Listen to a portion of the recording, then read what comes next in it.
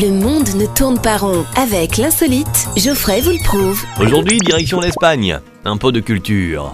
Les passages à l'an 2000. C'est effectué... Merde, 2015 je veux dire. Excusez-moi, je suis en retard. J'ai même plus de retard que la SNCF, c'est pour dire. C'est plus un train de retard, c'est une usine de train.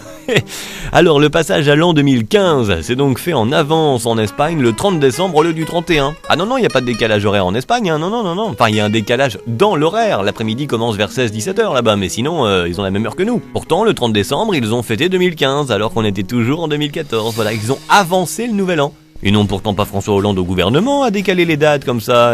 Question de décaler le 14 juillet ou les élections ne s'est pas posée chez eux. Je vous explique la culture. On s'arrête à Madrid sur la Puerta del Sol. La tradition, c'est de s'y retrouver le soir du 31 pour les 12 coups de minuit. Non, Jean-Luc Reichmann. Non, tu sors, c'est pas ton truc là. Les 12 coups de minuit, pas de midi. Allez. Et à chacun des 12 coups, on mange normalement un raisin pour se porter chance chacun des 12 mois de l'année. C'est symbolique, hein. C'est carrément suivi à la télé, ça a une ampleur de dingue. Il y a un monde pas possible. Tu vois, pour l'ampleur, c'est comme les soldes chez nous. D'ailleurs, je fais une petite parenthèse, préparez-vous, ça commence demain chez les Belges, hein. Non, pas le nouvel an, les soldes, faut suivre, hein. Ils sont belges, mais ils sont pas cons non plus, faut arrêter avec ça. Vous allez voir, il y a plus de tradition. Bref, au lieu donc d'être sur la Puerta del Sol le 31 décembre, eh bien certains s'y sont retrouvés le 30.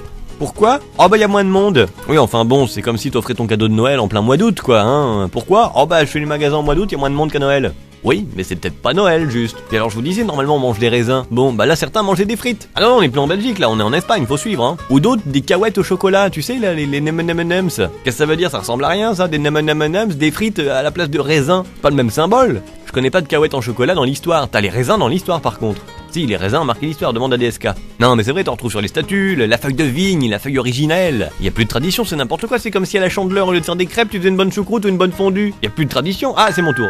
Bonjour madame, justement, je voudrais... Alors, un pain campagne et une baguette tradition, s'il vous plaît. Mais y a plus de tradition. Bon, bah, je vais prendre un pain campagne, alors. Y a plus de campagne, non. Bah, un pain des villes. Du pain, juste. Du pain, vous avez du pain. Dans une boulangerie, vous avez du pain ? Non. Mais vous faites relais pour la poste. Ah, bah, je vais vous prendre un timbre, alors. Oh, puis dis donc, ils sont plus chers, en plus, maintenant, vos timbres. Je sais pas si c'est moi ou si c'est le monde. Mais il y en a un des deux qui devient complètement timbré.